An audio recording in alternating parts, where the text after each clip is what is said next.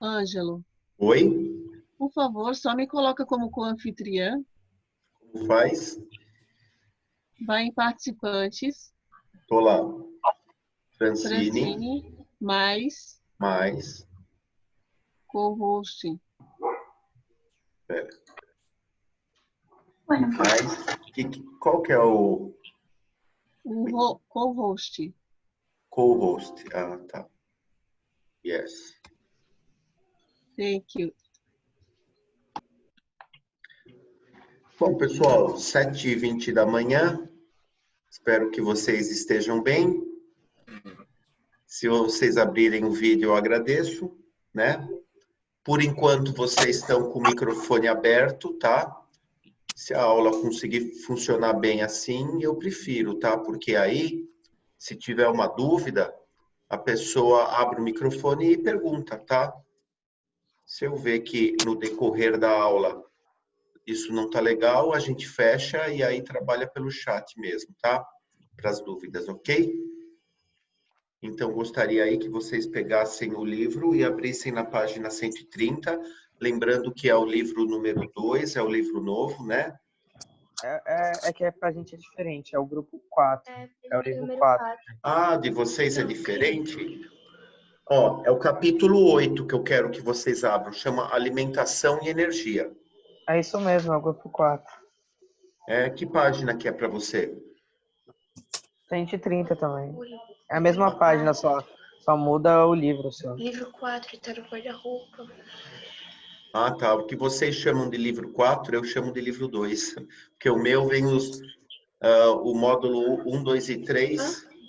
O grupo 1, 2 e 3 vem num livro só e agora eu tô com um livrão, que é o grupo 2, 3 e 4. Acharam o livro? Abriram? É o que tá na embalagem. Bom, vamos lá, pessoal. Vamos começar a falar aí. Agora, o nosso assunto, nosso foco muda bastante, né? Tá no da frente. Danielinha, feche seu microfone, por favor.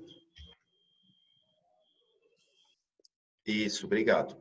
Então, nosso foco muda bastante, né? Agora nós vamos falar de alimentação e energia, depois a gente vai falar do sistema digestório, e no decorrer desse grupo aqui, a gente vai falar de corpo humano, né?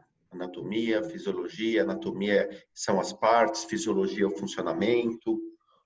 Então, é um assunto bem interessante, tá? Vocês devem ter tido alguma coisa já relacionado a isso em séries anteriores, porém, muito provavelmente com uma profundidade menor, né?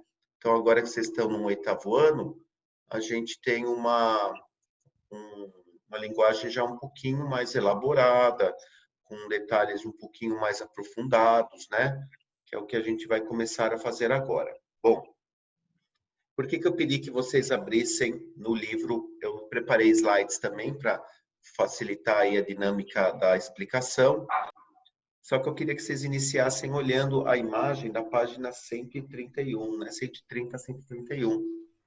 Na 130 tem uma mulher com uma criança, né? Preparando aí um piquenique, dando a entender, né? Que o foco principal nesse momento é falar sobre o que se faz no piquenique, que é alimentar-se, né? Comer. Piquenique envolve sempre esse tipo de atividade, não é? Do lado, na página 131, nós temos um quadro, é como se fosse um grande prato aí, dividido em 4. E nesse grande prato dividido em 4, nós temos setores. Um setor com frutas, um setor com vegetais, um com óleos saudáveis. Nossa, óleos saudáveis. Não sei qual a visão que vocês têm de óleo, né? Algumas pessoas acham que o óleo é um produto perigoso, mas não é, né? Pelo contrário, tá? Outro com água, né? E pães, cereais, né? Grãos integrais. Outro com proteínas saudáveis. Nossa, por que eles escrevem proteínas saudáveis? Será que tem proteínas que não são saudáveis? A gente vai ver também, né? E embaixo nós temos duas setinhas que descem. Uma, de um lado, vai para o lado assim, esquerdo, escrito micronutrientes, e a outra que vai para o lado direito, escrito macronutrientes. Entre os micronutrientes, nós temos aí vitaminas e sais minerais. E os macronutrientes, carboidrato, proteína, lipídio e água. Pergunta, né? Qual o conhecimento aí que vocês têm sobre os nutrientes? O que vocês acham que os nutrientes são? Vocês acham que o nutriente é tudo igual? Que nutriente é nutriente? Gostaria que alguém desse um depoimento aí. Qual a visão que vocês têm de nutrientes? Pode ser a Maria Eduarda Lopes. Acabei de chegar, professor. Ah, você não ouviu nada que eu falei? Beleza, Não. deixa eu tentar outra pessoa. Vamos tentar fazer uma dinâmica diferente aqui, de envolver um pouquinho mais vocês, que a nossa aula fica mais legal. Deixa eu escolher alguém aqui, o Vitor Moretti. Posso falar com você, Vitor Moretti? Acho que eu não posso falar com o Vitor Moretti. Quem gostaria de falar, pessoal? Ah, o Vitor desmutou. Vamos lá, Vitor. Tudo bem, Vitor? Tudo. O que você tem, Vitor, a respeito quando a gente fala assim, nutriente, né? O que você pensa sobre essa palavra nutriente? Sei lá, os nutrientes dos alimentos. Tá, são coisas que estão nos alimentos. Muito bem. Camila, qual a tua ideia sobre isso? Você me desmutou? Oi? Até mais tarde. Um segundo, professor. Dá para me ouvir melhor? Mãe, eu preciso falar alguma coisa. Então vamos lá, pessoal. Fecha o microfone aí que vou falar eu, tá? Bom, o nosso corpo, né? Não só o nosso corpo, mas o corpo de todos os seres vivos. Eu queria uma ring light. Isadora, fecha o microfone, minha flor.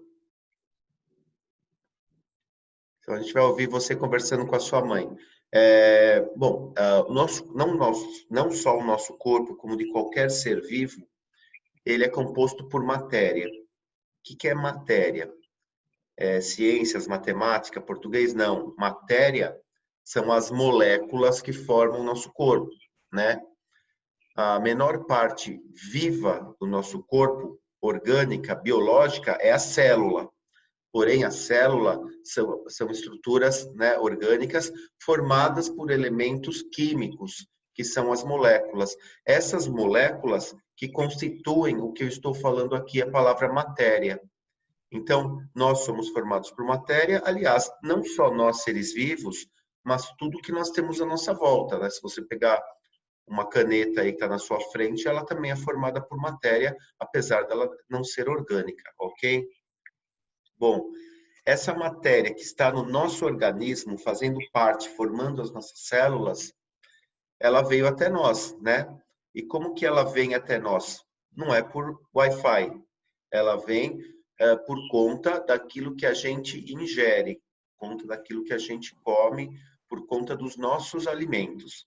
Então, os alimentos, eles têm essas moléculas, né?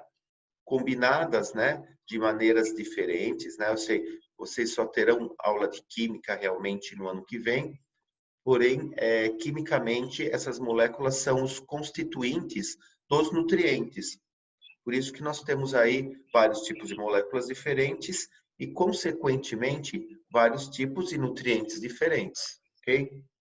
No quadro aí da página 131, a gente tem aí como nutriente carboidrato, proteína, lipídio e água. E aí tem uma breve descrição da função de cada um deles. Se vocês derem uma olhada, ó, os carboidratos, eles são principal fonte de obtenção de energia. Então, o texto inicial aí da capa já dá a ideia que uma das funções dos alimentos é nos dar energia, né? Outro grupo, proteína, aminoácidos utilizados na formação de proteínas, para estrutura, enzima e construção de tecidos. Então, para a gente crescer, por exemplo, né, eu preciso aumentar meu número de células, né? Células, quando estão juntas, formam estruturas que se chamam tecidos.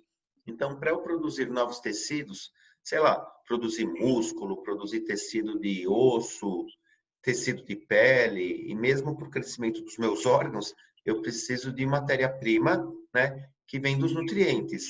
E, em especial, de um grupo de nutrientes, né, representado aí pela proteína. Aí eu tenho os lipídios, que também são nutrientes relacionados à reserva de energia. Eles nos dão energia, ok? E outras coisitas mais que a gente vai falar um pouco mais para frente, tá? Como, por exemplo, ser isolante térmico. E a água, né, que é o elemento principal da vida, né? Nós somos formados, na média, aí, por mais de 60% de água no nosso corpo. E onde está essa água do nosso corpo? Está dentro de todas as células, tá? Nós temos aí, dizem os cientistas, né? Cerca de 10 trilhões delas, tá? 10 trilhões de células. Em cada uma delas tem um pouco de água. Então, somando tudo isso, né, dá um número aí mais de 60%. Essa quantidade de água, tá, pessoal? Ela varia de acordo com a idade da pessoa. Engraçado, né? Por exemplo, um bebê, ele tem, em porcentagem, né, mais água do que uma pessoa idosa. Não que ele vai ter fisicamente, porque ele é pequeno, o idoso é um cara adulto, né? Mas em porcentagem ele tem mais. Então a gente vai diminuindo a quantidade de água no decorrer da vida aí. E do lado esquerdo, lá que estavam os micronutrientes, né? Nós tínhamos aí as vitaminas e os minerais. Muitos alunos, né, que eu tenho dado aula sobre esse tema, né?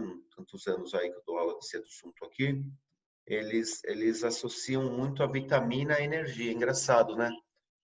Isso talvez seja porque desde que a gente é bebezinho, os pais falam assim, ó, come porque tem vitamina, né? Então a palavra vitamina, o nutriente vitamina, engraçado, mas ele é sempre o mais lembrado, né? A pessoa associa a vitamina a tudo, a ter saúde, a crescer forte, a ter energia. E não é bem assim. A gente vai ver também nas nossas aulas aí. Beleza? Até aqui tudo bem? Alguma pergunta dessa capa inicial antes de começarmos com os slides? Então vamos colocar os slides.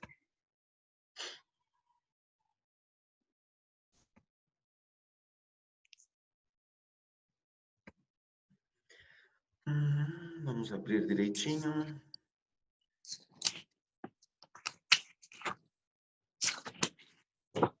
Espera aí, pessoal, estou abrindo aqui.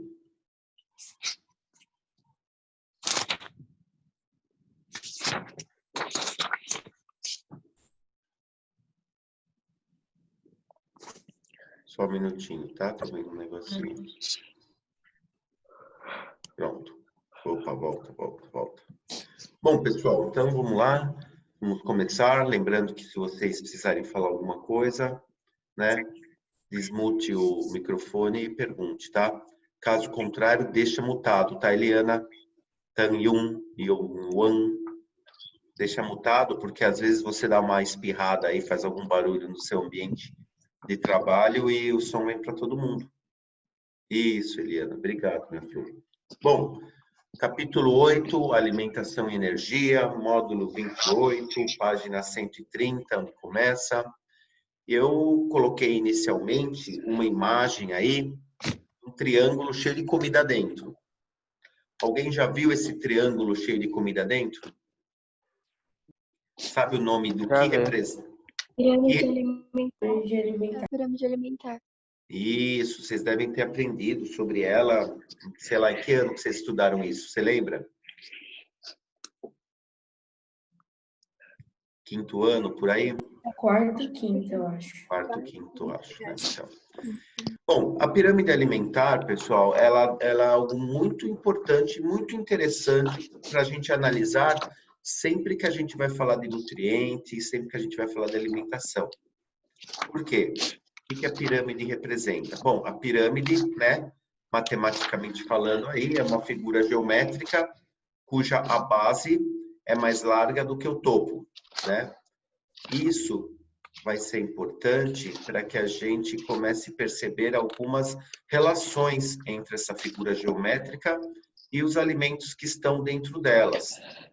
Então, Se nós olharmos a base dessa pirâmide, nós temos aí alguns alimentos, né? Principalmente a base que está acima do exercício aí, tá, pessoal?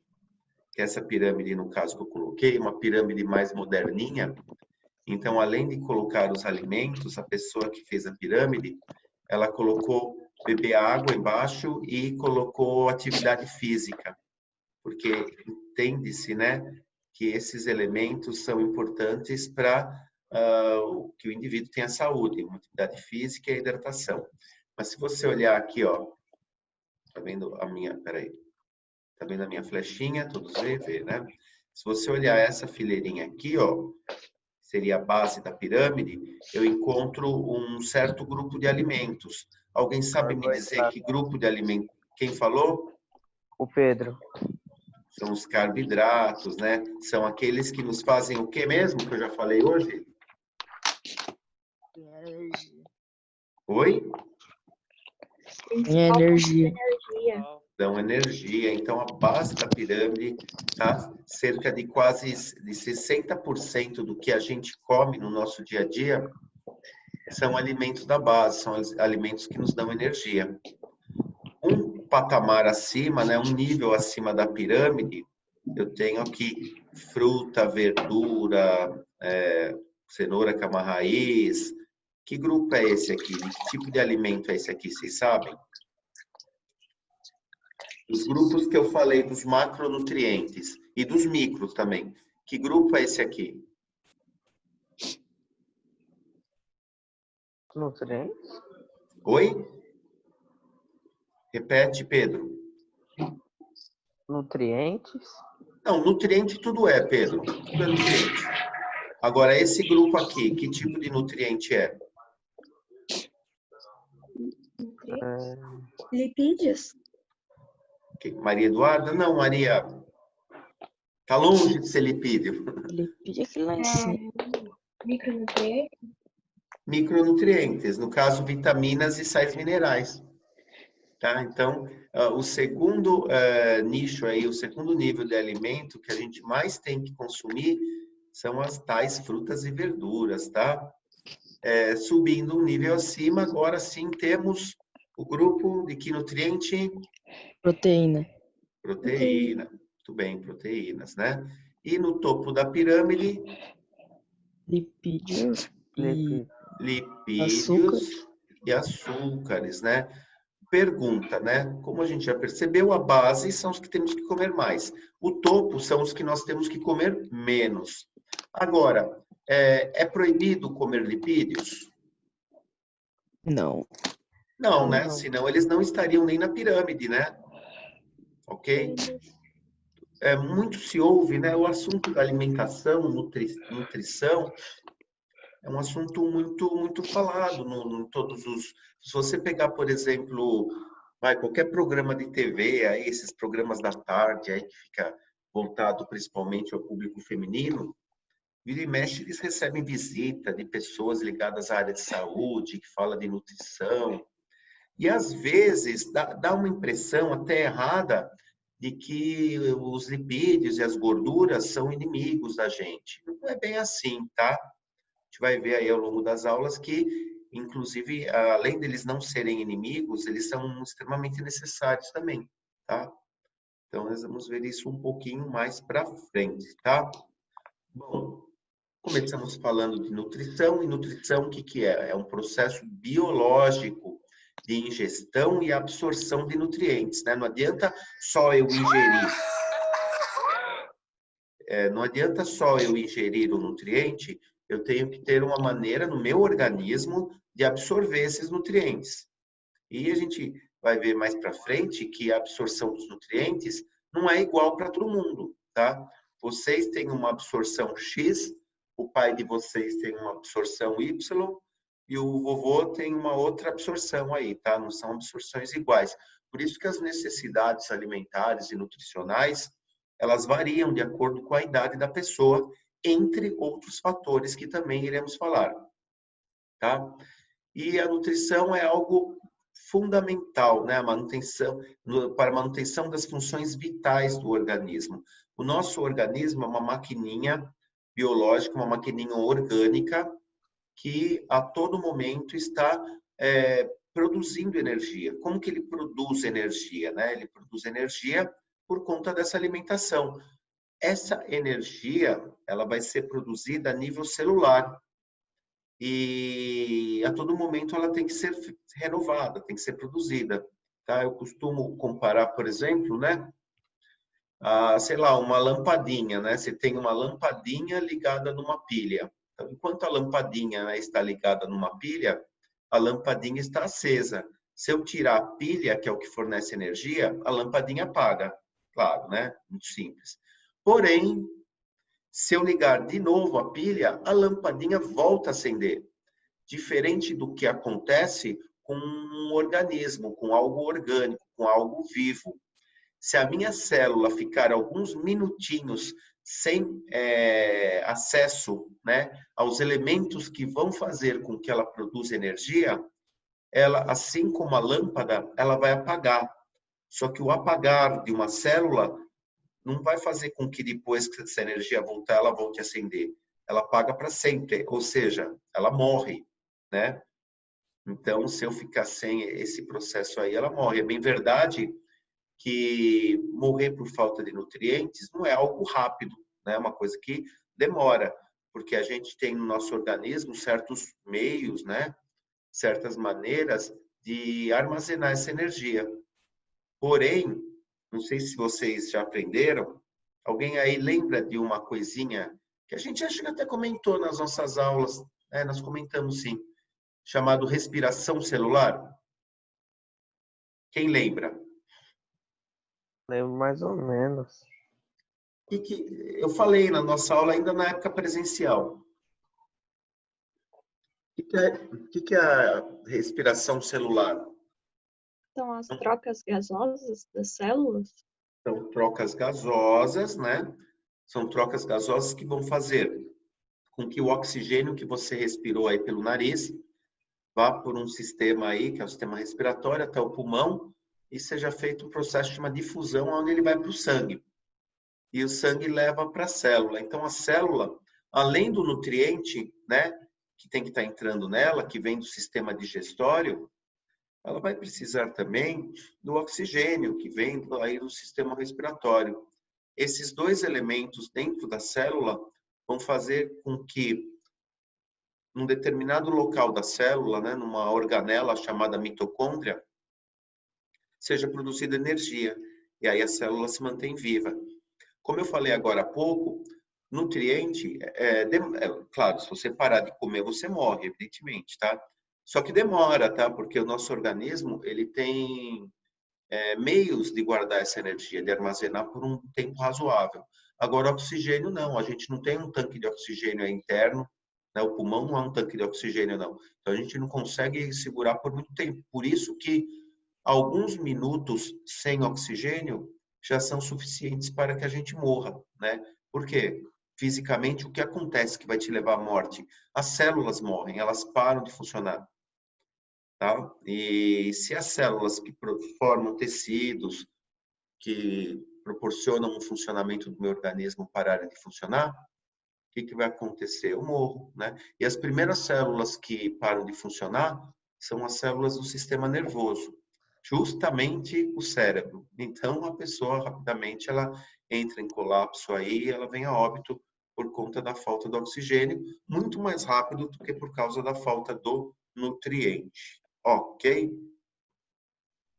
Bom, na natureza existem dois processos, né, que os seres vivos utilizam para conseguir nutrientes e produzir a sua energia. Isso também vocês já devem ter aprendido aí. Isso aí foi lá pelo 6º ano, talvez 7º, não sei. Mas se chama autotrofismo e heterotrofismo. Vamos lá. Trofismo vem da palavra trofos. O que significa trofos? Alguém aí sabe? Trofos, não autotrofismo, só trofos. Quem gostaria de falar? Alimentar.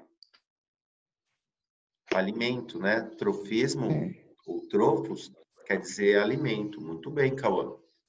Foi o Cauã, né? Foi. Então, autotrofismo é se autoalimentar. E o que significa se autoalimentar? Quem pode me falar? Produzir o próprio alimento. Isso. Mas quem cozinha aí na sua casa, Cauã? Minha mãe. Então, a sua mãe produz o próprio alimento? Não. Em que Ela sentido? pega do mercado, aí ela cozinha, mas não foi ela que fez, tipo, os Isso. ingredientes. Isso, né? Se autoalimentar não significa, não precisa nem falar da sua mãe, um leão. O leão vai, come a zebra. Ele se autoalimentou? Não. Ele utilizou de matéria orgânica vindo de outro ser vivo para produzir energia para ele, né? Então, um ser autótrofo é aquele que fabrica o alimento, né, em cima de alguma reação química que utiliza elementos inorgânicos, né? Como a gente vai ver no próximo slide. E o heterotrofismo é o contrário, né? Se o auto você faz a si mesmo, né? O hétero você precisa do outro, né? É interessante que em ciências auto, hétero são palavras que aparecem bastante em vários contextos, tá? O hétero, por exemplo, vocês já ouviram esse prefixo hétero em que situação? Dá um exemplo. Gênero. Gênero. Heterossexual é a pessoa que gosta do sexo contrário ao dela, né? Se é homem gosta de mulher e se é mulher gosta de homem, né? Hétero ao contrário. Ou uma mistura heterogênea. Se eu misturei, por exemplo, água com areia, a areia não vai dissolver na água, né? Então vai ficar duas fases, né? Você vai ver depois de você mexer a água e continua vendo areia. Então essa é uma mistura heterogênea, porque você vê. Ok? Bom, muito bem. Então, vamos separar o autotrofismo do heterotrofismo, né? Bom, autótrofo é o ser vivo que consegue, então, sintetizar. A palavra sintetizar significa produzir, tá? Fabricar, criar o seu próprio alimento a partir de fontes inorgânicas. No caso aí do desenho, ele está representando que tipo de reação química que esse ser autótrofo realiza? Fotossíntese. Fotossíntese, né? Então, na fotossíntese, por que ela é autótrofa? Porque a planta utiliza gás carbônico do ar. Gás carbônico é um ser vivo? Não. Não. Utiliza a água que ela pega da raiz dela. A água é um ser vivo? Não. Não. E ela utiliza para que isso ocorra uma fonte de energia que é o sol. O sol é um ser vivo? Também não. Então, ela pega somente elementos inorgânicos e transforma em algo orgânico, que é a glicose, que é o açúcar que vai fazer com que ela sobreviva, que ela tenha energia para crescer, para se desenvolver, para dar fruto, etc. Além da fotossíntese, que vocês também, claro que já ouviram falar, existem outras reações, uma outra reação química importante na natureza, que é autótrofa, que se chama quimiossíntese. A quimiossíntese é usada por bactérias em determinados locais que elas vivem. Elas utilizam elementos químicos que, combinados, vão produzir gás carbônico, tá? E consequentemente, depois elas conseguem transformar isso em glicose. Tá? Elas usam elementos químicos como o enxofre, por exemplo, e conseguem fazer uma reação química que vai gerar energia para elas. Mas isso é um outro assunto aí. O mais importante é que vocês entendam bem a fotossíntese, né?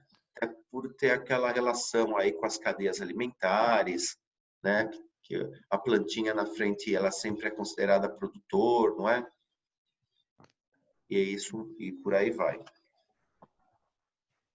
O leão e a zebra, aí, a leoa e a zebra que eu havia falado. Bom, heterótrofo é o ser vivo que precisa de matéria orgânica de outro organismo para obter a sua, né?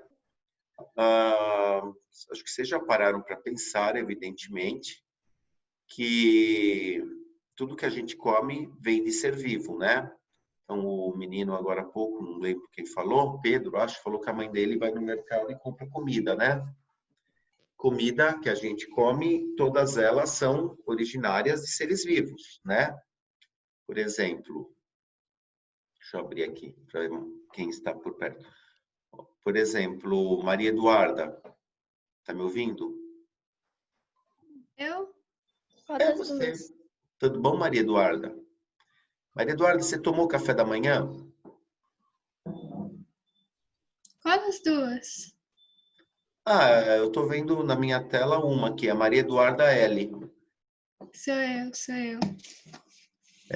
Você tomou café da manhã, Maria Eduarda L? Tomei.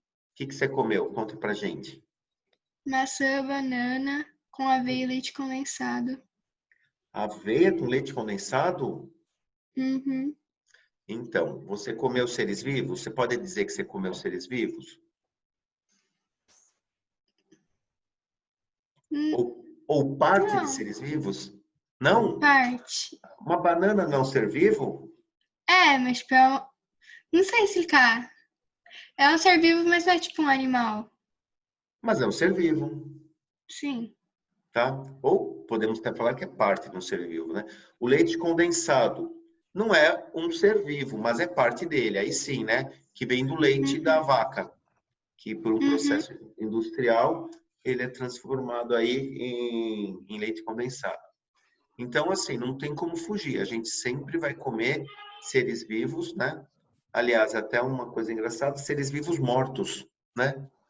Concorda comigo? Sim. A gente só come coisa morta, não é verdade? É porque você não vai comer um frango vivo, né? Porque ele poderia bicar você, né? Bom, vamos lá então. Falar um pouquinho aí da evolução nutricional. Isso aí, vocês são muito sabidos, né? Muitas coisas que eu estou falando aí vocês já sabem, mas eu acho que vocês nunca pararam para pensar que a gente vai falar aí.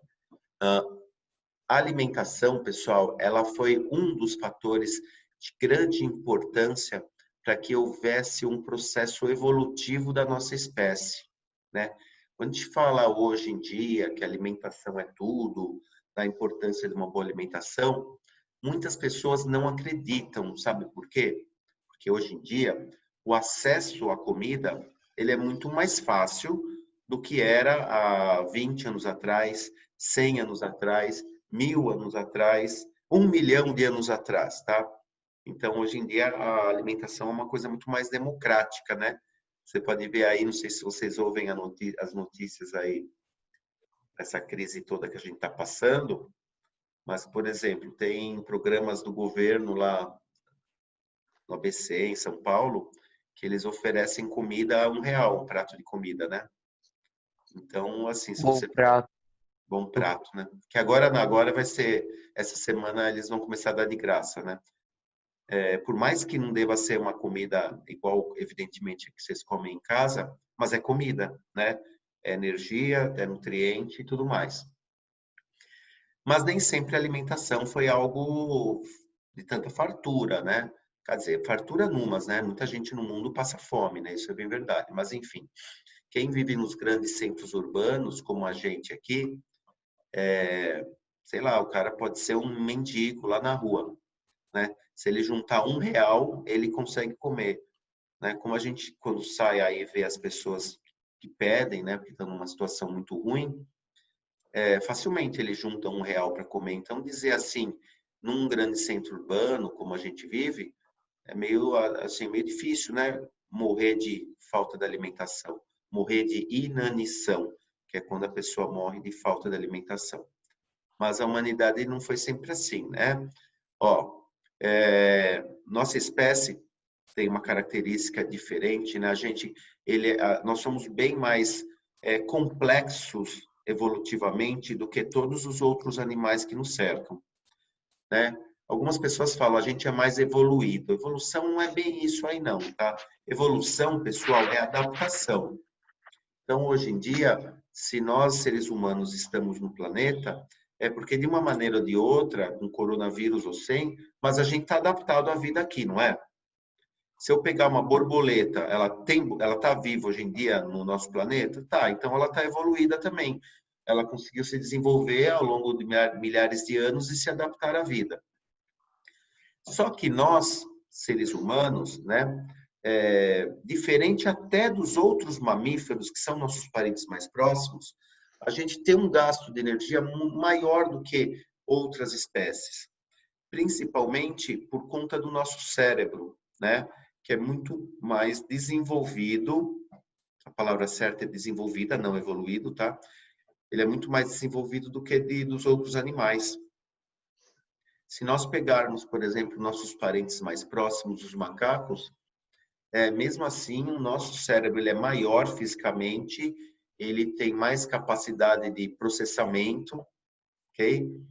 É igual você pegar um software de um computador, né, um processador de um computador moderno e um processador do computador velho, né? Ou um celular ultramoderno e de um celular dos anos do começo do século.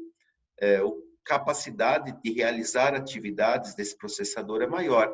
É a mesma coisa o nosso cérebro em relação à maioria dos animais. Nós temos uma capacidade de processamento aí bastante grande, né? E isso tem um custo, que é o custo energético.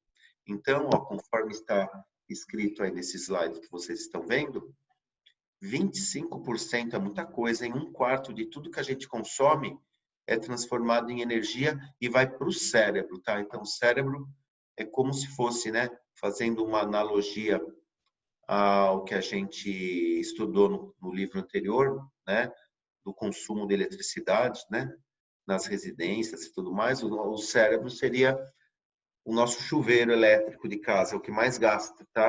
Então, a gente tem que ter energia só para manter ele funcionando, manter você pensando, toda a parte cognitiva. Então, um fato bem legal, bem interessante, tá? Em 2012, né, um grupo de cientistas fez um estudo, né, do comportamento dos nossos parentes mais próximos, que são os grandes macacos, né? Não é aqueles macaquinhos pequenininhos que ficam em gaiola, tá? São os macacos que evolutivamente, né? Eu sei que vocês ainda não estudaram evolução, acredito que seja um assunto para mais adiante, ou talvez para o 9º ano, mas o processo evolutivo, ele vem através de linhas evolutivas que, num determinado momento, elas se dividem em duas, e cada linha toma um caminho diferente. Num determinado momento evolutivo da nossa espécie, né, nós vínhamos numa linha, na mesma linha que foi originar esses macacos, mas num determinado momento, por algum fato não muito explicado, mas essa linha se dividiu. Então, esses grandes macacos que vocês estão vendo, que é o chimpanzé, o gorila, o orangotango e o bonobo, na foto aí eu coloquei o bonobo, tá? Por quê? Porque o orangotango todo mundo já viu, o gorila também, chimpanzé nem se fala. Bonobo, esse bonobo ele é meio desconhecido, ele não é um macaco muito popular, né? Até porque ele tem uma aparência assim, não sei o que vocês acham, mas ela é até meio assustadora pela semelhança, né? Ele tem uma boa semelhança com nós humanos, né? Geneticamente falando, esses daí são os nossos parentes mais próximos. O DNA deles é mais compatível ao nosso, ok? Então, como eu dizia, num determinado momento da linha evolutiva, houve uma separação. E essa separação fez com que esses macacos se desenvolvessem de uma maneira diferente dos outros hominídeos que foram evoluindo até chegar no Homo sapiens. Como que a gente sabe que esses são os parentes mais próximos da gente? Vocês teriam alguma hipótese para me dizer assim? Por que esse aí é o parente mais próximo e não o mico-leão-dourado, que também é um macaco? O que vocês acham? Por causa do crânio dele? Por causa Por causa da cauda? Isso, a ausência de cauda é um fato determinante também, sabia? Porque se você olhar bem, nós temos macacos aí com cauda, e esses 4 amigos aqui, orangotango, gorila, chimpanzé e bonobo, eles não têm cauda. O que é a cauda de um animal, de um mamífero? A cauda representa o quê? Uma prolongação, a prolongação da coluna vertebral, né? Se você olha o raio-x aí de um gato, você vai ver que ele tem a coluna vertebral, assim como a gente, claro. Só que no cóccix, que é aquele último ossinho da nossa coluna vertebral, no caso dos animais que têm cauda, vai ocorrer uma outra sequência óssea que vai dando uma prolongação, formando a cauda. A cauda, por que a cauda é importante para os macacos menores, vocês acham, e não é importante para esses macacões aí? O que vocês acham? Alguém tem uma hipótese aí? Para que serve a cauda? Fala. Por causa que os macacos menores, eles conseguem ir nas árvores, aí eles mesmos vão com a cauda e se penduram nas árvores. Esses grandão aí, eu não sei se eles se penduram assim nas árvores. Então, muito bem, é isso mesmo. Os macacos menores, eles vivem geralmente em cima de árvores, né? E passam até a vida inteira em cima de árvores. Dificilmente eles descem, porque tem muito predador embaixo. Em cima também vai predador, mas embaixo a coisa fica feia. Então, eles passam. E a cauda funciona como um quinto membro para eles, né? Então, eles conseguem se segurar com o pé, com a mão e com a cauda, né? E se você olhar, até mesmo no caso dos bonobos aí, que eles não têm cauda, mas olha o filhote aqui que está à esquerda, olha o comprimento dos dedos dele, bem maiores que o nosso, né? Isso facilita também ele segurar as coisas, né? Então, os macacos menores também têm dedos longos, ajuda eles a segurar os galhos, né? Ficar pulando de galho em galho aí, e ficar segurando. Agora, em algum momento desse processo evolutivo, né? Antes dessa separação dessa linha que separou os primatas do gênero Homo, né? Que foi dar origem a nós, Homo sapiens, para esses daí, antes dessa separação dessa linha, eles já estavam habituados a viver no chão. Então, eles adquiriram algumas características que proporcionou a vida no chão. Uma delas, que é muito importante, é o que essa macacona aí à direita está fazendo. Ela está de pé, né? Esses animais, eles ainda andam, a maior parte do tempo deles, com os 4 membros apoiados no chão. Mas eles conseguem parar numa boa e ficar de pé. Ficar de pé, evolutivamente, representou uma grande mudança. Por quê? Porque ele conseguiu se defender melhor dos predadores.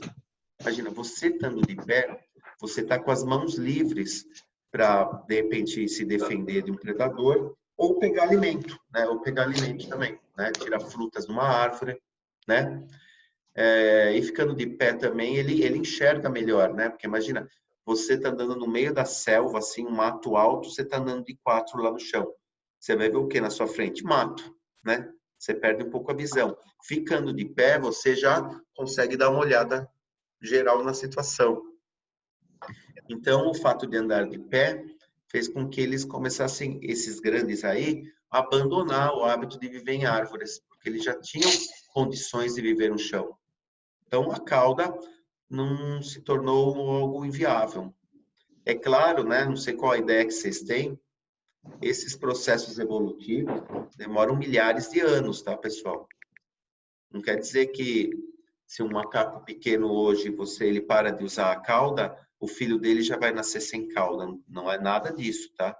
Esses processos demoram muito, muito, muito tempo, ok? Bom, voltando aí a esse estudo aí que os cientistas fizeram, tá? Deixa eu só minimizar um negócio aqui. Voltando ao estudo, né? Mostrou que eles ficaram olhando esses bichos aí e viram que eles passam a maior parte do tempo deles comendo. Ou eles dormem ou eles comem, quase eles não fazem outra coisa. Se você for pensar, a gente come bastante, né? Toma café da manhã, lanche, almoço, janta, mas a gente não passa 18 horas por dia, 16, 18 horas por dia comendo, mastigando, não é verdade? Por que será que a gente não passa tanto tempo comendo, hein, gente? E eles precisam? Porque a gente digere mais rápido? Sim, a gente digere mais rápido, mas por que a gente digere mais rápido? Porque nosso sistema digestório é melhor? Não. É por causa que os alimentos, eles são cozidos? Sim, muito bem. Ó, como os animais como esse aí, eles comem alimentos está escrito aí, né? Muito duros, que são alimentos crus. O alimento cru, ele tem é mais difícil você liberar o nutriente de um alimento cru do que um alimento cozido, tá? Por mais que, lógico, há tipos e tipos de cozimentos, tá? Alguns tipos de cozimentos retiram o nutriente do alimento, né? Dá um exemplo aí, sei lá, você já comeu legumes no vapor? Você sabe o que é isso? Sim. Então, se eu pego uma vagem e cozinho ela no vapor, ela retém melhor os nutrientes, porque se eu ferver só ela na água, o nutriente vai para a água, tá? Tá aí o princípio da sopa, né? Sopa é um alimento consumido por todos os povos do mundo, desde que o ser humano é ser humano, justamente por quê? Porque quando você cozinha um alimento, você deixa ele mole, você libera o nutriente que vai para a água, só que aí você bebe a água, então você bebe o nutriente, né? Agora, voltando aí no caso, né? Se eu pegar uma batata, por exemplo, comer essa batata cozida ou comer essa batata crua, para o meu organismo é muito mais fácil liberar os nutrientes dessa batata estando cozido, porque a reação, o cozimento é uma reação química que vai começar assim, vai facilitar o desprendimento do nutriente quando ele estiver dentro do meu sistema digestório. Então, esse macaco aí que pega um galinho e fica mastigando lá meia hora mastigando, ele vai ter dois problemas. Primeiro, ele vai ter um menor aproveitamento. Esse menor aproveitamento, tem um outro slide aí que fala, é cerca de, deixa eu ver se é o próximo, não, ainda não, é cerca de 40%, chega até 40% menos. Então, se você comer uma batata cozida ou assada, desculpa, crua ou cozida, você teria um aproveitamento de 40% a menos. Como você está aproveitando menos, você tem que comer mais. E para comer mais, tem que comer por mais tempo. Sem contar, né? Se você perceber bem, pessoal, todo mundo aí já foi em sítio, fazenda, esses lances aí, vocês já perceberam, por exemplo, que o cavalo, a vaca, o boi, são animais grandes, né? Pesados, fortes, muito fortes. Mas eles comem só capim. Mas eles passam o dia inteiro comendo capim. O bicho acorda de manhã, já vai comer capim e come até a hora dele dormir. Que ele não pare, mesmo durante a noite. Mesmo durante a noite ele come um pouco. Por quê? Para conseguir toda a energia e nutrientes necessários de uma alimentação crua, ainda mais uma alimentação somente vegetal, né? O bicho precisa comer muito. Acho que todo mundo aí já estudou também dos pandas, né? Panda é um assunto que quando vocês eram mais novos, toda criança gosta de panda, né? Panda é isso aí, ele come aqueles brotos de bambu e ele fica o dia inteiro comendo broto de bambu. E o fato do alimento ser duro também. Imagina o desgaste do dente que esses bichos têm aí, por conta do alimento ser muito duro. E quando o dente dele ficar ruim, quando ele ficar velho, o que será que acontece? Ele vai no dentista? Não. O que acontece com ele? Ele fica banguelo, né? E aí ele não consegue comer e morre. Então, olha só que interessante. Vai encurtar a expectativa de vida do bicho, né? Por isso, pessoal, que quando... Vocês sabiam que esses primatas aí, quando eles estão sendo criados em um zoológico, eles têm uma vida muito mais longa do que na natureza, viu? Primeiro que no zoológico não tem predador, né? Isso é um fato extremamente importante. Segundo, é o tipo de alimentação. Já viu como é a alimentação no zoológico? Tem nutricionista, separa tudo pratinho, bonitinho, aí faz um estudo, vê que ele está faltando uma vitamina X, eles dão. Então, o bicho vive, tudo bem, vive sem liberdade, né? Mas vive comendo muito bem, ok? Bom, esse mesmo estudo aí, né, desses cientistas que fizeram em 2012, apontaram para um acontecimento, né, que pode ter sido uma das chaves da evolução humana, o fogo, né? Acredita-se, né? Eu andei pesquisando, os livros, e os sites, né, eles dão datas diferentes. Eu acredito que os cientistas não têm uma certeza absoluta de quando que o ser humano, né, os nossos ancestrais realmente começaram a utilizar o fogo, né? Utilizar e dominar, né? O nome correto é dominar. Oi? Você quis dizer que aqueles macacos lá dependem dos dentes para sobreviver? Sim.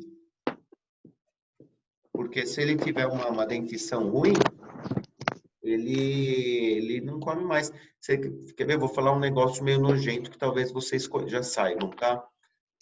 E o que é um esquimó? É quem vive lá na região da Groenlândia, lá Não, ao norte. eles são como índios, né? Eles são povos originais daquele lugar, são índios que vivem no gelo. E aí o que acontece, pessoal? Aquela região que eles vivem não tem muito vegetal, né? Então a alimentação deles é quase que só carne, né? Peixe e outros animais. E carne, para você comer, você tem que ter uma dentição boa, ok?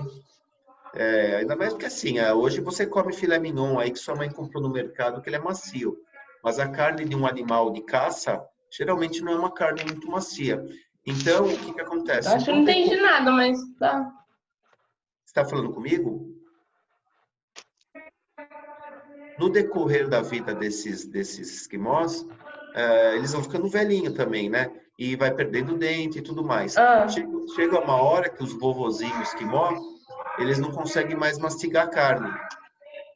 Pessoal, fecha o microfone. Tem alguém aí conversando, fazendo uma reunião familiar? Fecha o microfone, por favor. Então, chega uma hora que esses esquimós, eles fazem o quê? Eles não têm mais como mastigar, e aí uma pessoa mais jovem do grupo mastiga para eles, gospe o mastigado, e ele come aquele negócio mastigado, para conseguir sobreviver. Esquisito, né? Entenderam? Pessoal, deixa eu fazer um negócio agora. A Fran tinha me falado que eu deveria, tô gravando a aula, né? Mas ela falou que eu deveria fazer 2 filmagens diferentes. Por quê? Porque é muito tempo de aula e eu vou parar esse vídeo e começar outro. Espera só um pouquinho, tá bom?